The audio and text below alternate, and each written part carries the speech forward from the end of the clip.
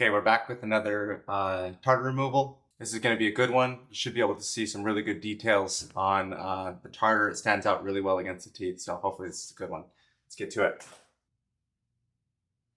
I first get started on the canine.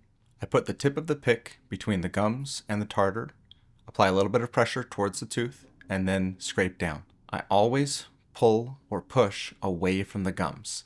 I never want to push into them and accidentally stab them with the pick. I try to remove all the pieces of plaque that I can, and you'll see me repeatedly wiping the pick on the paper towel to get the tartar off the pick and out of her mouth. Last bit of scraping on this tooth, and then the canine is all done. Now I'm using my thumb to apply a little bit of pressure and to create a controlled amount of leverage to actually pull down right here. I rotate the pick inward to get in between those two teeth. Now we're on the bottom canine, and I'm pushing the tool up instead of down to always be moving away from the gums.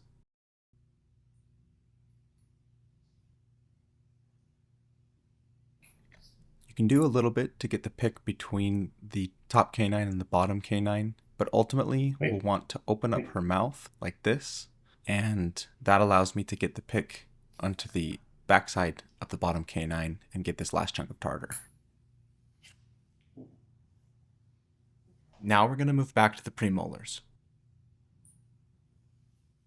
If you pay attention to the gums, you'll see the white spot form as the pick comes in contact with them. This is a good example of how you can approach the gums or touch the gums very gently and push them without making them bleed. This is not the same as going underneath the gum line, but we can gently push against the gums without cutting them. Not too much on this tooth either. Let's go to the bottom premolars.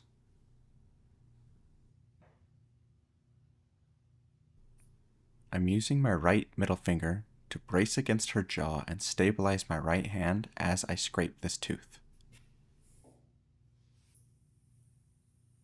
You can't really see what I'm doing underneath the tongue. I can see just enough to be able to tell where the gums start in order to safely do this. But once I can't see, I lift the tongue up and then approach it with the tool.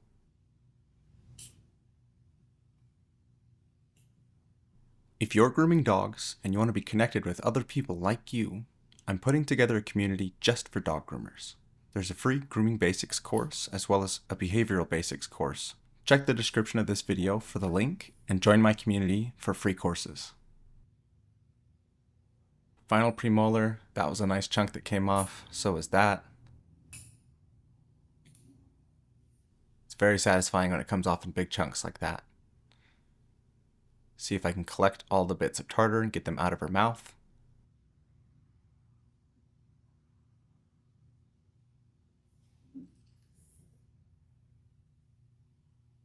Get this last chunk. I want to avoid her swallowing it if I can.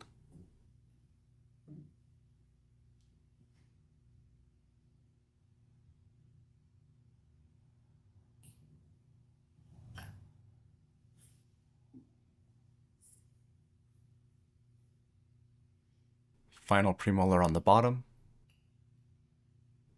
Looks like I missed a little spot here. Let's catch that. Another chunk here. One little piece.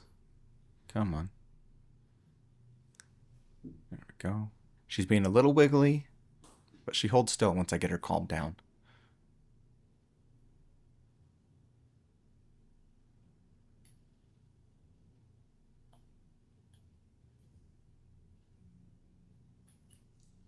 All right. Now we're onto the molars. This is one of the most satisfying parts because there's such big chunks that get to pop off. Once again, stick the pick between the gum line and the tartar, and then apply a little bit of pressure down. I'm using my thumb here again to create a controlled amount of pressure so that I don't have to push too hard into the tooth with my right hand. I can use my left hand to create just enough controlled pressure to pop off the tartar. Stay.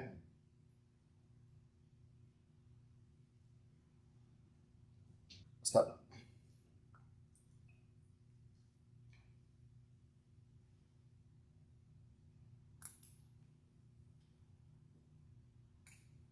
Stay. One of the benefits of using my left thumb like this is that I don't have to pull very hard with my right hand, and I'm less likely to have the tartar pop off or the pick slip and then go down and stab the bottom gums. It's a technique that took me a long time to figure out, and I have accidentally poked quite a few dogs in their bottom gums learning this process. So hopefully you can use this tip to not do the same thing.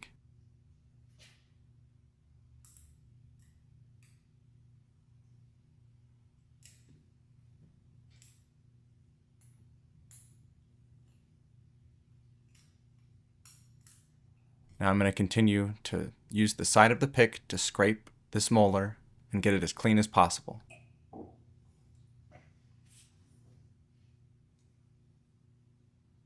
I just realized that I'm bending over a little more than I want to, so let's go ahead and raise the table up. Got some nice chunks off right there. A little hard to see on the camera, but there's small little chunks that are still there, and that's what I'm getting here.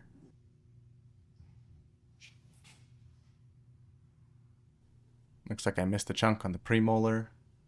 Let's go ahead and catch that.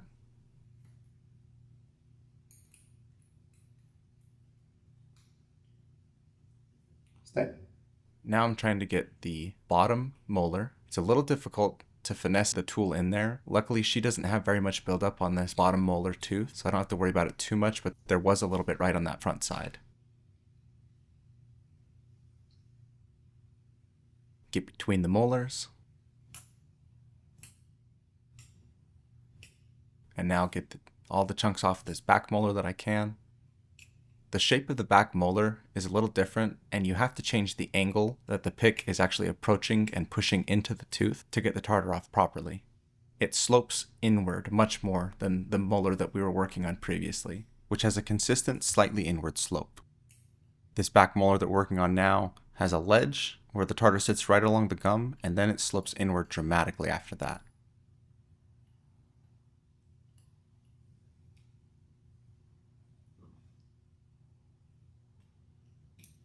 Now I'm just going to keep going around, catch all the last chunks that I can.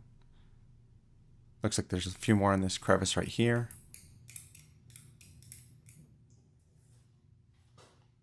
Let's wipe off all these teeth. There's bits of tartar and plaque that are stuck on some of these teeth. We're just going to try to wipe it all out of our mouth right here. Now we're all done. Let's go ahead and get an after shot of all the clean teeth. Look at that. There's no more brown tartar on the gum line. There's no blood. They all look shiny and white and super clean. Okay, that's it for this tartar removal. See you next time.